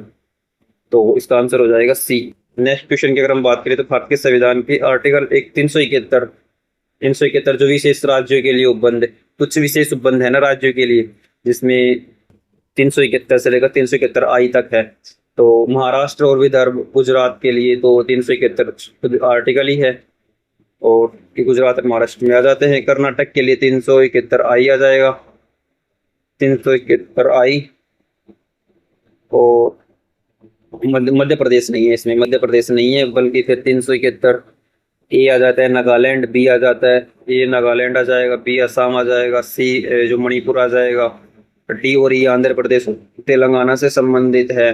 वहीं एफ की बात करें तो एफ सिक्किम हो जाएगा, जी जो है अरुणाचल प्रदेश वो मिजोरम, और एच है अरुणाचल प्रदेश, जी एच। आई ये जो कर्नाटक है, और जे गोवा हो जाएगा। इस तरीके से विशेष उपबंध है। नेक्स्ट क्वेश्चन की अगर हम बात करें, करंट से देखो, करंट से क्वेश्चन है ये, उस टाइम 2018 का पेपर कर रहे हैं तो मई 2018, निम्नलिखित में से किस बैंक को नए उधार क्रेडिट दिए जाने या स्टॉक की नई वृद्धि दिए जाने से आरबीआई ने रोक दिया था? देना बैंक था। अब ये हमारे लिए आज तो ये क्वेश्चन तो मतलब महत्व का नहीं है, लेकिन ये इम्पोर्टेंट है कि अगर 2025-26 में आरबीआई ने कुछ ऐसा एक्शन लिया है किसी बैंक के खिलाफ, तो वो सीधे क्वेश्चन में आ सकता है। हम इसको छोड़ देते हैं कि ये भी कोई क्वेश्चन पूछेगा क्या, लेकिन ऐसे क्वेश्चन भी पूछ सकता है। देखो ये पूछ सकता है। नेक्स्ट क्वेश्चन की अगर बात करें हम 76, अभी करंट के क्वेश्चन आ रहे हैं कुछ। स्टार्टअप इंडिया हब प्रश्नों का समाधान करने और स्टार्टअप्स के मार्गदर्शन देने हेल्ड होल्ड के लिए कब क्रियाशील किया गया था? मतलब ये स्टार्टअप इंडिया हब है ना, ये कब से क्रियाशील है? तो ये क्रियाशील कब से है? 2016 से। 2016 में तो लाई गई थी स्टार्टअप इंडिया हब, ये जो स्कीम है। नेक्स्ट क्वेश्चन की अगर हम बात करें 77वें क्वेश्चन की, तो ये क्वेश्चन तो आसानी से कर लोगे आप। नीति आयोग की शासी परिषद में निम्नलिखित में से कौन शामिल नहीं है? क्योंकि राष्ट्रपति का कोई संबंध नहीं है इनसे। प्रधानमंत्री इसका हो जाएगा आंसर। तो राष्ट्रपति आ गया, सही नहीं है पूछ रखा है कौन से संबंधित नहीं है। संबंधित है कौन कौन? राष्ट्रपति अध्यक्ष हो जाते हैं सभी राज्यों के मुख्यमंत्री, और जो यूटीज है जिनमें मुख्यमंत्री है उनके मुख्यमंत्री, राज्यपाल भी शामिल होते हैं इसमें। तो राष्ट्रपति से संबंधित नहीं। नेक्स्ट क्वेश्चन की बात करें, निम्नलिखित में किस संगठन को एक नई क्षेत्रीय योजना मतलब अम्ब्रेला स्कीम राष्ट्रीय युवा सशक्तिकरण कार्यक्रम में मिलाया नहीं गया? मिलाया नहीं गया मतलब तीन को एक स्कीम के नीचे, राष्ट्रीय युवा सशक्तिकरण कार्यक्रम के नीचे इकट्ठा कर मिला दिया गया, लेकिन एक ऐसा है जो कि है एनएसएस राष्ट्रीय सेवा योजना, इसको इसमें शामिल नहीं किया गया है RYS के में। जबकि नेहरू युवा केंद्रीय संगठन को, यूथ हॉस्टल को, राष्ट्रीय युवा नेता कार्यक्रम को किसमें, राष्ट्रीय युवा सशक्तिकरण कार्यक्रम में एकीकृत कर दिया गया। जबकि ये सी है राष्ट्रीय सेवा योजना, इसको शामिल नहीं किया गया था। नेक्स्ट क्वेश्चन 79, निम्नलिखित में से किस देश में हाल ही में अंतर्राष्ट्रीय, अब देखो, दंड न्यायालय से प्रत्याहृत करने के लिए अपने आशय को औपचारिक रूप से अधिसूचित किया है हाल ही में? और इंटरनेशनल कोर्ट ऑफ जस्टिस से पिछली बार भी उसमें वो पूछा था मुख्यालय कहाँ पर है। तो ये करंट का क्वेश्चन है अभी, ये तो हमारे लिए मतलब का है नहीं कि किसको जो है इंटरनेशनल कोर्ट ऑफ जस्टिस ने प्रत्याहृत करने के आशय से औपचारिक रूप से अधिसूचित किया था। तो फिर भी मैं इसका आंसर मैं बता दूं तो फिलीपींस के लिए था ये। अभी के लिए जो इसमें से इनमें से किन्हीं हाल ही में दूसरी अवधि के लिए चीन का प्रधानमंत्री अब हमें क्यों पढ़ना है? ये 2018 में कौन बना था, उससे हमें क्या मतलब? शी जिनपिंग है। भारत के संविधान के बारे में निम्नलिखित कथनों में से कौन सा कथन सही है? अब देखो, उद्देश्य का कथन मतलब उद्देश्य प्रस्ताव सरदार वल्लभ भाई पटेल के द्वारा प्रस्तावित किया गया था, बिल्कुल गलत है। उद्देश्य प्रस्ताव जो लाया गया था 1928 में, तो मोतीलाल नेहरू के द्वारा लाया गया था, ना कि सरदार वल्लभ भाई पटेल। डॉक्टर BR अम्बेडकर ने कानून मंत्री की हैसियत से प्रारूप समिति के अध्यक्ष में सेवाएं दी थी, बिल्कुल सही है। प्रारूप समिति के अध्यक्ष डॉक्टर भीमराव अम्बेडकर थे, तो 20 का आंसर हो जाएगा। नेक्स्ट क्वेश्चन की अगर हम बात करें, भारतीय संविधान के बारे में निम्नलिखित कथनों में से कौन सा से सही है? इसे दिसंबर 1946 से दिसंबर 1949 के बीच तैयार किया गया था, पहला ही कथन बिल्कुल सही है। 13 दिसंबर को पहली बैठक हुई थी 1946, और लास्ट बैठक भी 24 दिसंबर 1949 को हुई थी। संविधान के प्रारूप जन सभाओं में चर्चा नहीं हुई थी। विश्व के संविधान का एक संक्षिप्त प्रलेख है, गलत। भारतीय परिप्रेक्ष्य में कुछ उठाए जरूर गए हैं विश्व से, लेकिन विश्व संक्षिप्ततम प्रलेख बता रखा है, जबकि विशाल संविधान है भारत का। और दिसंबर 1949 की प्रारूपण होने के तुरंत बाद पूरी तरह से परिवर्तन नहीं किया गया था। कुछ एक जो प्रावधान से नागरिकता से संबंधित है, और कुछ जैसे 5, 6, आर्टिकल 66, 369, 380, इस तरीके से कुछ एक आर्टिकल्स को लागू किया गया था। चुनाव वगैरह से संबंधित भी 324, पूरा तो 26 जनवरी 1950 से लागू हुआ था। तो इसका आंसर ए आंसर हो जाएगा। नेक्स्ट क्वेश्चन की अगर हम बात करें, तो इनमें से किसने अपनी रचनाओं में विभाजन के बारे में नहीं लिखा है? और ये अब इस साल के लिए बहुत ही इम्पोर्टेंट है, बंकिम चंद्र चट्टोपाध्याय, क्योंकि इन्होंने लिखा है आनंद मठ, और आनंद मठ से लिया गया है वंदे मातरम, जिसको इस साल हो रखे हैं 150 साल कंप्लीट, और इसको बहुत ही ज्यादा चर्चा में था ये वंदे मातरम। तो इसको पूछ लेना आप। सबसे पहले वंदे मातरम को जो है रविंद्रनाथ टैगोर ने गाया था, और कहाँ गाया था, क्यों नहीं, कहाँ गाया था, ये आपको लिखना है कमेंट बॉक्स में। नेक्स्ट क्वेश्चन की अगर हम बात करें, तो हड़प्पा सभ्यता के बारे में निम्नलिखित कथनों में से कौन सा कथन सही है? शिल्प तथ्यों की असाधारण एकरूपता पाई गई है, जैसा कि मिट्टी के बर्तनों में, मोहरों में, ईंट में, तोल में सुस्पष्ट, तोल से सुस्पष्ट होता है, मतलब असाधारण एकरूपता पाई जाती है। शिल्प के तथ्य से सही है, लगभग एक समानता हड़प्पा सभ्यता के बारे में। वही बाद में जो हड़प्पा स्थल मिले हैं ना, उनमें भी उसी निर्माण तकनीक का उपयोग, गलत। बाद में उन जो प्राचीन जो हड़प्पा सभ्यता में जो सिक्कों का, मूर्तियों का, ईंटों का, मोहरों का, बर्तनों का, तोल के जो माप है ना, ये जो सारी विधियां यूज की जाती थी, फिर बाद के हड़प्पा स्थलों में नहीं मिले हैं, जो परिपक्व हड़प्पा स्थलों से प्राप्त हुई हैं। तो ये गलत है, केवल स्टेटमेंट एक सही है। नेक्स्ट क्वेश्चन की अगर हम बात करें, जैन धर्म के बारे में है, तो जैन धर्म से संबंधित सही स्टेटमेंट कौन से है? जैन धर्म से में सबसे महत्वपूर्ण विचार यह है कि संपूर्ण विश्व सजीव है। यहाँ पर यहाँ तक कि पत्थर, चट्टान व जल भी जीवन, हर एक चीज में जीवन है। किसने?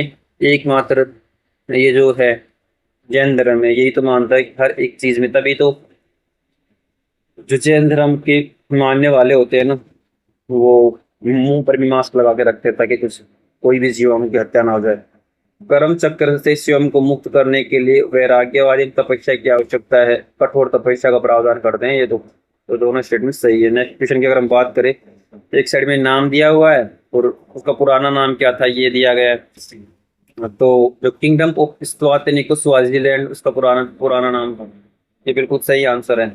इसका आंसर यही है, एक सही है, एक ही तो सही पूछ रखा था, 3 गलत है।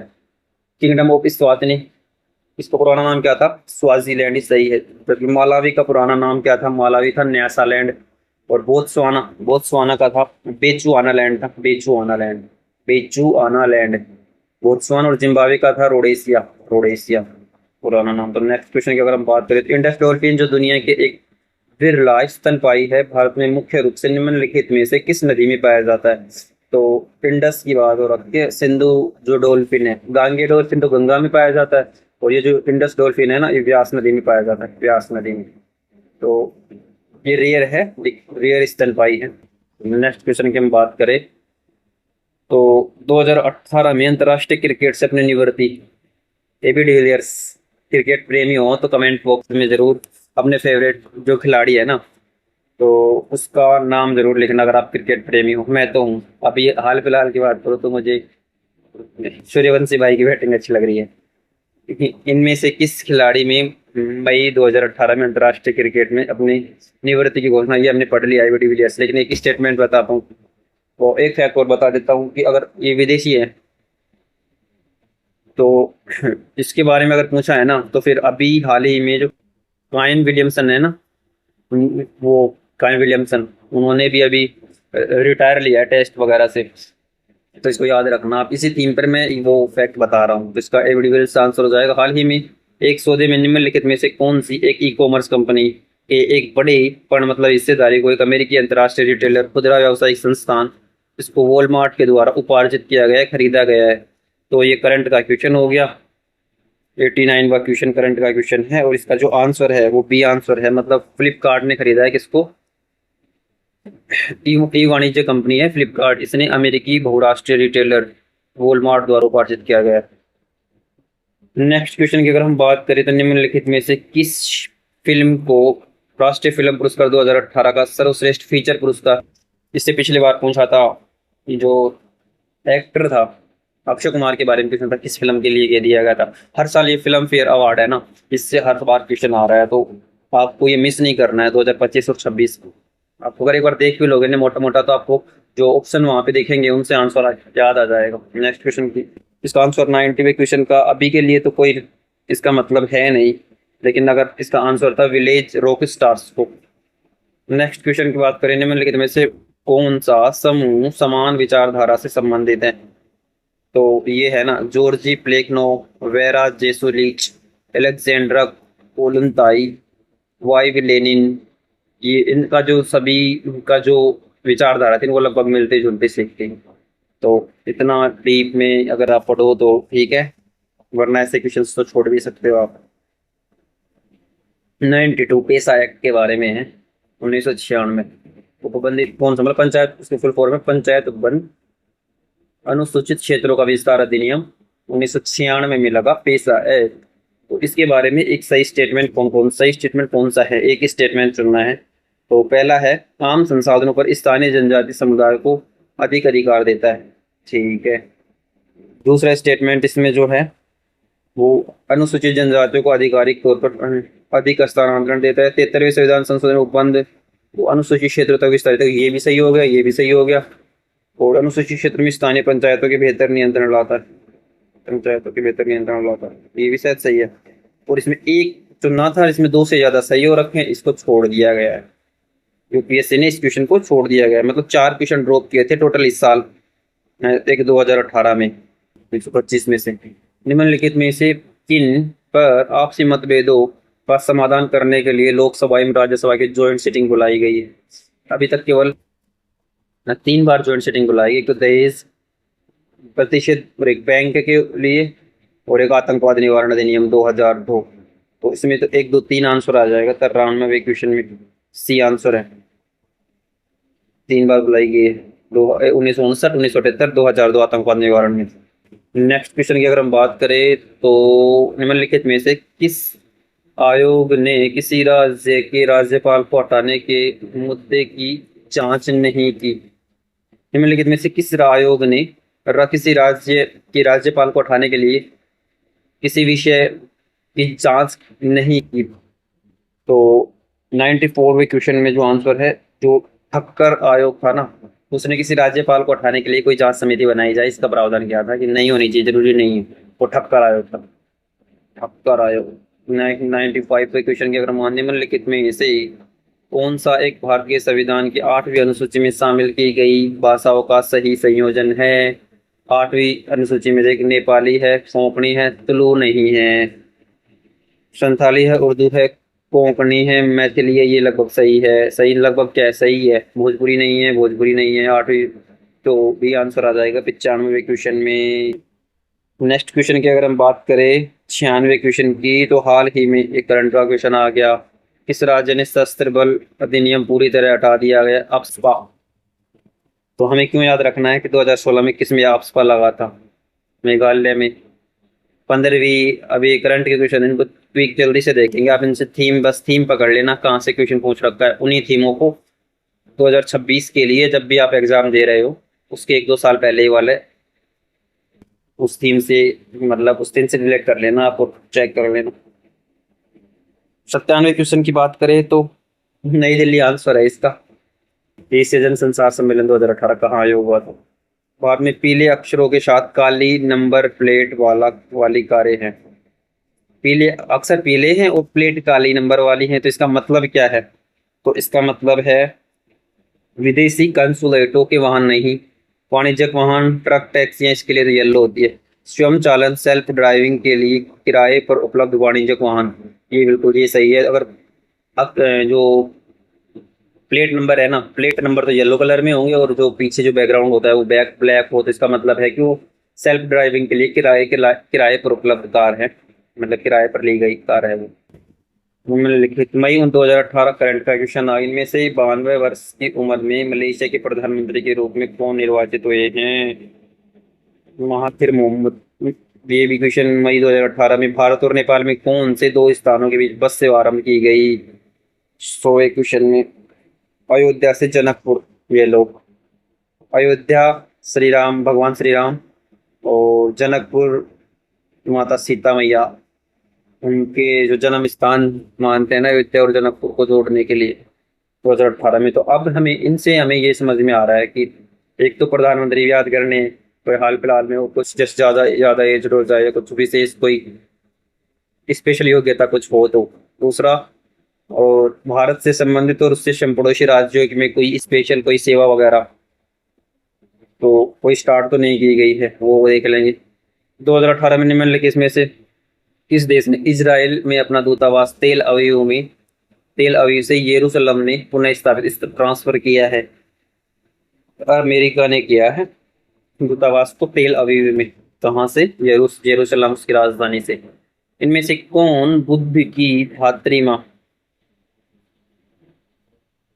महाप्रजापति गोद में जो थी वो पालक माता थी, कि बुद्ध की माता की मृत्यु हो गई थी, बुद्ध का जन्म हुआ था। बोधिसत्व के बारे में निम्नलिखित कथनों में से कौन सा से सही है? देखो जैन धर्म के बारे में पहले एक क्वेश्चन कर चुके, बौद्ध के बारे में एक ये हो गया, एक ये तीसरा क्वेश्चन हो गया, एक ही टॉपिक से। देखो बोधिसत्व के बारे में निम्नलिखित कथनों में से कौन सा से सही है? उन्हें ऐसी अत्यंत दयालु हस्ती के रूप में समझा जाता है जो जिन्होंने अपने प्रयत्नों से पुण्य संचित किए। ये भी सही है, उन्होंने निब्बान प्राप्त करने के लिए प्रयत्न किए थे। तो इसमें दोनों के दोनों स्टेटमेंट निब्बान प्राप्त करने के लिए रही थोड़ी है। निब्बान उनको तो प्राप्त हो चुका है, बोधिसत्व है। बोधिसत्व वो हैं जो भी रुके हुए हैं, ताकि जो पीछे छूटे हुए लोग हैं जो बौद्ध धर्म को मानकर बुद्ध की जो तपस्या में और निर्वाण निब्बान निर्वाण प्राप्त करना चाहते हैं, तो उनकी मदद के लिए भी रुके हुए हैं, उनको साथ रखने के लिए, कि उनको उनकी हर सहायता कर सके। तो ए आंसर आ जाएगा इसमें। दूसरा गलत है, यत्न किए थे क्या, इनको तो मिल चुका है। 103वां। नेक्स्ट क्वेश्चन की बात हम करें तो पत्थर पर बनी उभारदार मूर्ति कला के रूप में स्वर्ण की गंगा नदी के अवतरण का चित्रण कहाँ किया गया है? स्वर्ण की गंगा की नदी का अवतरण चित्र महाबलीपुरम जो है वहां पर किया गया है। स्वर्ण की गंगा नदी के अवतरण का चित्र मूर्ति कला के रूप में। नेक्स्ट क्वेश्चन की अगर हम बात करें तो भारत के राष्ट्रपति की क्षमादान देने की शक्ति के संबंध में निम्नलिखित कथनों में से कौन सा एक सही है? पहली बात तो क्षमादान की शक्ति किस आर्टिकल के तहत दी जाती है राष्ट्रपति को? आर्टिकल 111। और इसके तहत तीन स्टेटमेंट सही है, एक गलत है, वो हमें छांटना है। तो पहला जो स्टेटमेंट है, राष्ट्रपति को क्षमादान देने की शक्ति जब दंड एवं दंडादेश एक सेना न्यायालय द्वारा दिया गया हो वो क्षमादान कर सकता है, लेकिन राज्यपाल नहीं कर सकता। वहां पे ये झोल है एक, ये शक्ति राज्यपाल को नहीं, वो सभी शक्तियों को क्षमा कर सकते। तो मृत्युदंड को क्षमा और सेना न्यायालय को क्षमा, उनके द्वारा दंड दिए को क्षमा नहीं कर सकता राज्यपाल, राष्ट्रपति कर सकता है। तो स्टेटमेंट सही हो गया। तो दूसरा गलत है, तो ये आंसर नहीं है। राष्ट्रपति उन सभी मामलों में क्षमादान दे सकता है जिनमें दंडादेश एक मृत्यु दंडादेश हो। ये भी सही है, मृत्युदंड को क्षमा कर सकता है राष्ट्रपति। तय याचिका पर राष्ट्रपति के निर्णय के संबंध में न्यायालय की जुडिशियल पुनर्अवलोकन की शक्ति बहुत सीमित है। ये सही है, लिमिटेड जुडिशियल रिव्यू कर सकता है। उसके अलावा राष्ट्रपति द्वारा मतलब कि जुडिशियल रिव्यू इस आधार पर कर सकता है कि वो बायसनेस से प्रेरित तो नहीं है, मतलब राष्ट्रपति अपने खुद के हित के लिए तो ये क्षमादान नहीं दिया है राष्ट्रपति। तो राष्ट्रपति द्वारा क्षमादान देने की शक्ति एक ऐसी शक्ति है जिसे प्रभुता संविधान अपने स्वयं के न्यायिक आदेश के विरुद्ध कभी भी प्रयोग में नहीं लाता। ये गलत है। एक तो वो ये जो डिसीजन लेता है वो मंत्रिपरिषद की सलाह के बाद ही ले सकता है। नेक्स्ट क्वेश्चन की बात करें 106वें क्वेश्चन, निम्नलिखित में से भारतीय स्वतंत्रता अधिनियम 1947 का अभिलाक्षणिक विशेषता क्या नहीं है? इसमें तीन सही है, एक गलत पूछ रखा है। 1947 के अभिलाक्षण जो अधिनियम था उससे संबंधित भारत के आधिपत्य डोमिनियन को सिंध, बलूचिस्तान, पश्चिमी पंजाब, पूर्वी बंगाल और NWFP को छोड़कर शेष भारत में मिला लिया गया था 1947 के अधिनियम में। ये स्टेटमेंट सही है कि भारत में क्या क्या शामिल नहीं था वो इसमें बता दिया गया है, शेष भारत में शामिल था सब कुछ। इस अधिनियम में ब्रिटिश संसद की विधायी इच्छा से एक संविधान निर्धारित करने को तलाश किया गया। ब्रिटिश संसद की विधायी इच्छा से, ब्रिटिश संसद की विधायी इच्छा से थोड़ी ना संविधान निर्धारित किया गया था, बल्कि भारतीय खुद चाह रहे थे संविधान सभा बनाने के लिए, एक लंबा प्रयास कर रहे थे, इसलिए उन्होंने संविधान सभा बनाई, संविधान भी बनाया धीरे धीरे। इस अधिनियम में दो स्वतंत्र डोमिनियन स्टेट्स, ये सही है। प्रत्येक डोमिनियन की संविधान सभा को किसी भी संविधान को बनाने अंगीकार करने में सीमित शक्ति होने का अधिकार था। तीनों स्टेटमेंट सही है, बी गलत है और गलत ही पूछा है तो इसका आंसर बी हो जाएगा। नेक्स्ट क्वेश्चन की अगर हम बात करें तो इकोनॉमिक्स से क्वेश्चन है, राष्ट्रीय आय लेखे में निजी आय को किस रूप में परिभाषित किया जाता है? तो राष्ट्रीय आय है उसमें निजी आय, पर्सनल इनकम जो बोलते हैं, प्राइवेट इनकम। राष्ट्रीय आय में से अगर जो अवितरित लाभ है, जो विद लाभ प्रॉफिट दिया गया है ना, उसको घटा दो आप। दूसरा क्या घटा दो आप? परिवारों के द्वारा किया गया नेट ब्याज भुगतान, जो भी ऋण वगैरह के लिए ब्याज का भुगतान किया गया है ना परिवार, वो भी घटा दो।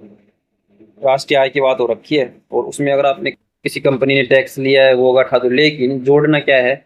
सरकार इन फर्मों द्वारा परिवारों को अंतरण जो भुगतान है, सरकार और फर्मों ने परिवारों को जो ट्रांसफर किया है ना, जो भुगतान किया है, उसको ऐड कर दो तो वो ये आ जाएगा क्या?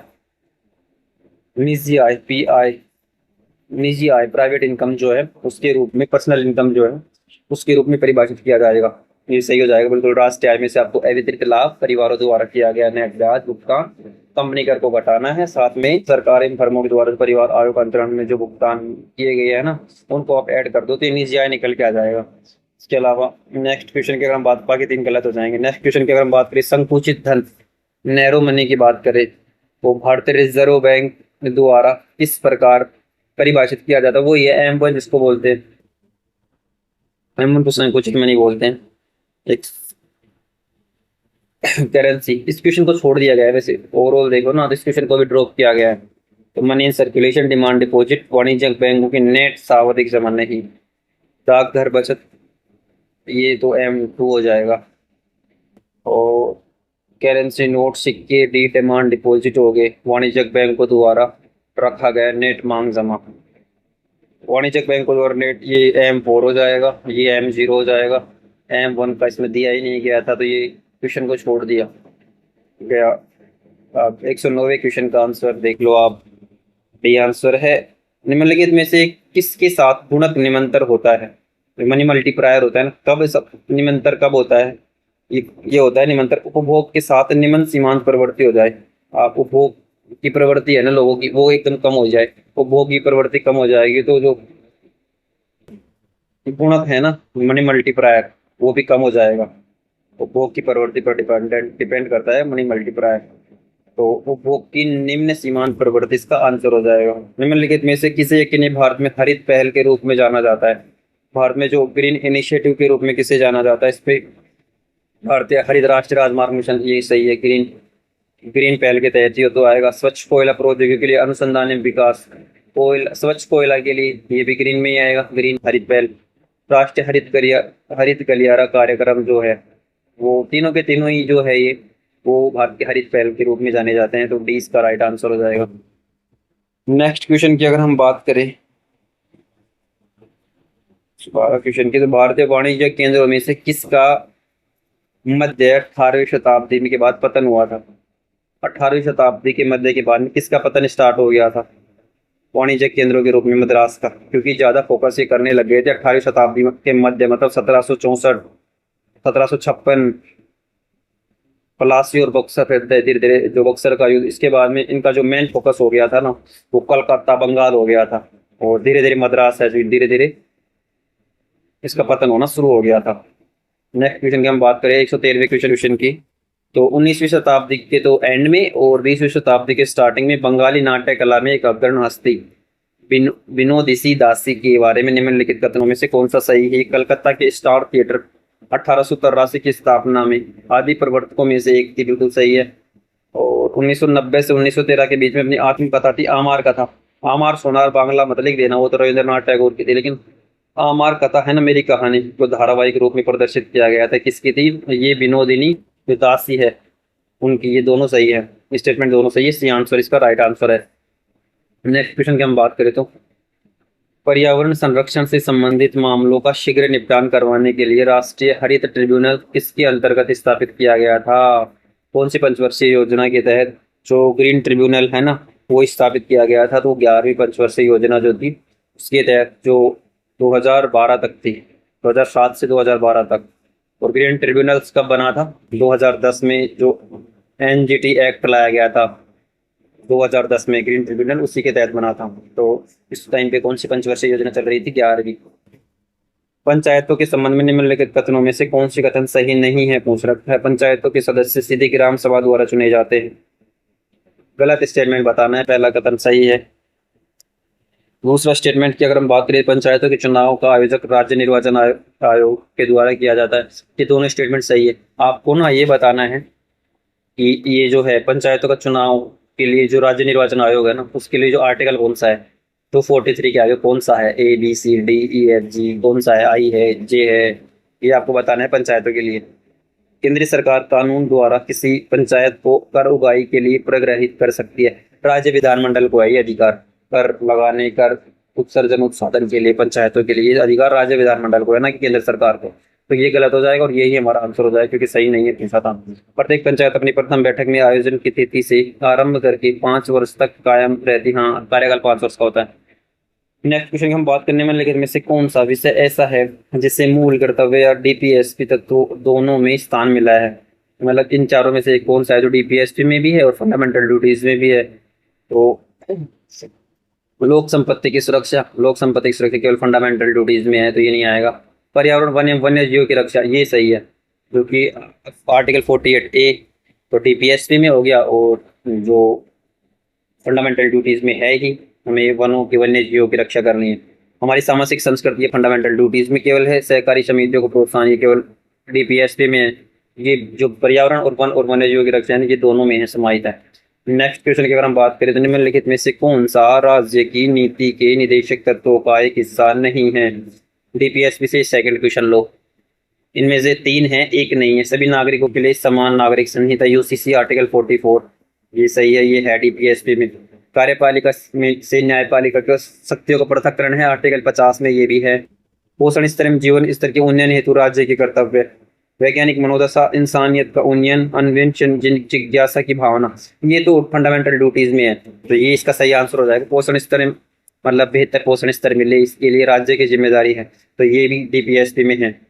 तो डी इसका आंसर हो जाएगा 117 में, ये फंडामेंटल ड्यूटी से लिया गया है, ये जो डी वाला स्टेटमेंट है। नेक्स्ट क्वेश्चन की हम बात करें तो हिंद स्वराज के लेखक कौन है? CR दास, अरविंद घोष, महात्मा गांधी और राजेंद्र प्रसाद।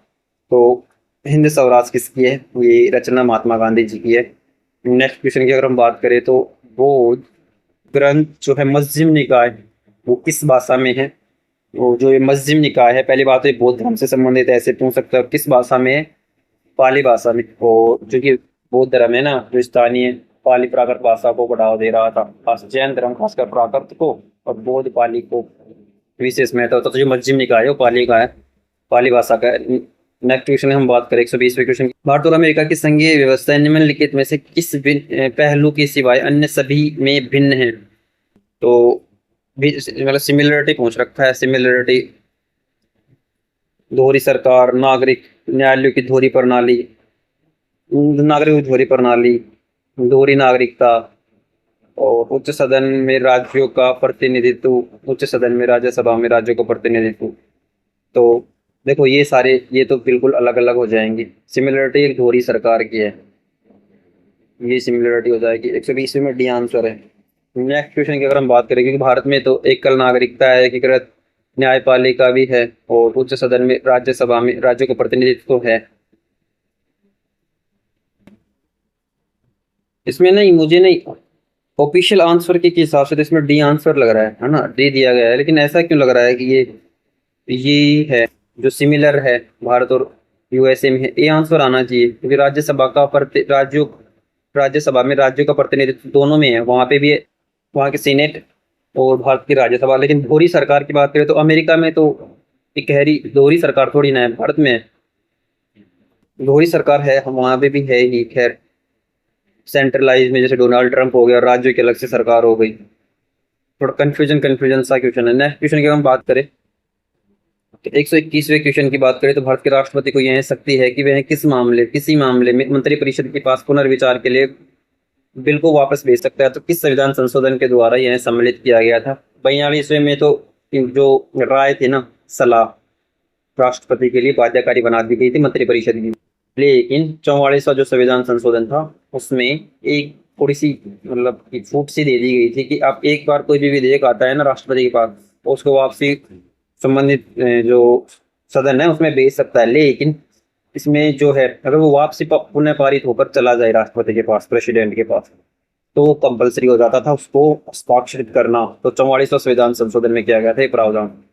21वें क्वेश्चन में ए आंसर है। तो नेक्स्ट क्वेश्चन जो हमारा है वो 122वां क्वेश्चन हो गया, अशोक मेहता समिति। तो ये जो अशोक मेहता समिति हो गई, बलवंत राय समिति, ये सारी स्थानीय स्वशासन पंचायतों की राज व्यवस्था को लेकर थी, तो इसका आंसर बी हो जाएगा। नेक्स्ट क्वेश्चन की अगर हम बात करें तो 2011 की जनगणना के अनुसार भारत में लगभग कितनी प्रतिशत घरों में अभी भी खाना पकाने के लिए जलाऊ लकड़ी का उपयोग होता था? मतलब देखो जनगणना से ना, ये इस पिछले साल हर साल मतलब क्वेश्चन आ रखा था जनगणना से, इस साल तो ये दूसरा क्वेश्चन है। और ये बोल रखा है कि 2011 की जनगणना के अनुसार खाना पकाने के लिए लकड़ी का उपयोग कितने प्रतिशत घरों में अभी भी किया जा रहा था? 2011 के अनुसार लगभग जो है 50% घरों में अभी भी इसका जलाऊ लकड़ी का उपयोग किया जा रहा था। नेक्स्ट क्वेश्चन की अगर हम बात करें तो इस क्वेश्चन को है ना महामहिम के द्वारा छोड़ दिया गया था, मतलब ये चौथा क्वेश्चन था जो ड्रॉप किया गया था, 4 क्वेश्चन ड्रॉप हुए थे। और फाइनल जो क्वेश्चन था 2018 का, यदि भारत में किसानों की कर्ज को छोड़ दिया जाए, मतलब कि अगर किसानों कर्ज माफी करते हैं, अगर पूर्णतः कर्ज माफी कर दिया जाए किसानों का, तो अर्थव्यवस्था को कैसे प्रभावित करेगा? तो पहला इसका स्टेटमेंट है वो है निजी क्षेत्र की नेट संपत्ति में वृद्धि के जरिए, मतलब कि ये अगर कर्ज माफी हो जाती है तो इसका फर्क प्रभाव ये पड़ने वाला है। पहले तो निजी क्षेत्र की नेट संपत्ति में वृद्धि होगी, इससे निजी उपभोग पर प्रभाव पड़ेगा, ये बिल्कुल सही है। अगर लोगों को कर्जा नहीं देना पड़ेगा तो उपभोग बढ़ा देंगे वो। दूसरा, सार्वजनिक व्ययों में परिवर्तन के जरिए सार्वजनिक क्षेत्र पर प्रभाव पड़ेगा। अगर कर्जे माफ कर दिया जाए, कई हजारों करोड़ों का कर्जा होगा जो किसानों को दिया गया होगा, उसको माफ कर दिया जाएगा तो सार्वजनिक क्षेत्र पर भी प्रभाव पड़ेगा, ये सही है। फिर राज्य सरकार द्वारा उच्चतर ग्रहण क्षेत्र के जरिए जो हास कार्य क्राउडिंग आउट प्रभाव होगा, और राज्य सरकारों के द्वारा उस उच्चतर ऋण ग्रहण के जरिए हासकारी प्रभाव, ये सही है। क्राउडिंग आउट इफेक्ट होगा उच्च ऋण ग्रहण के जरिए। और बैंकों में जो एनपीएस है, ये तो है गिरावट के कारण उच्चतर क्रेडिट उपलब्धता के माध्यम से क्राउडिंग इनका प्रभाव आएगा। मतलब जो ऋण अब आ नहीं रहा था ना किसानों का, उसको माफ कर देंगे तो जो बैलेंस शीट है बैंक की वो साफ दिखाई देगी, मतलब उसमें एनपीए दिखाई नहीं देगा जो एनपीए बन सकता था लोन। तो इससे क्राउडिंग इन मतलब कि निवेश बढ़ेगा। क्राउडिंग आउट का मतलब तो होता है बाहर, लोग बाहर जाएंगे, निवेश कम होगा राज्यों के लिए। तो चारों स्टेटमेंट इसके सही है, इसका आंसर बी हो जाएगा। तो ये हमारे टोटल 125 क्वेश्चन यानी हमारा 2018 का कंप्लीट पेपर डिस्कशन था। तो बहुत सारे क्वेश्चन रिपीट भी हुए हैं, ये हमने देखे। तो ये एडवांटेज हमें मिलने वाला है एग्जाम में, अगर आप रेगुलर फॉलो कर रहे हो इस सीरीज को तो बिलीव नहीं करोगे आपकी, जब आप एग्जाम दे रहे होंगे ना कई क्वेश्चन आपको ऐसे देखने को मिलेंगे यार, बहुत ही आसान सा पेपर लगेगा, कई क्वेश्चनों में रिपीट हो जाएंगे ना वो वाले क्वेश्चनों में। इसके अलावा थीम पता चल रही होंगी आपको धीरे धीरे कहाँ से क्वेश्चन उठा रहा है। तो इसी प्रकार से हम मिलते हैं कल यानी 2019 के पेपर डिस्कशन में। अभी के लिए धन्यवाद। तब तक के लिए आपको ना चैनल को लाइक शेयर और सब्सक्राइब करना है ताकि मुझे भी थोड़ा मोटिवेशन मिल सके। धन्यवाद।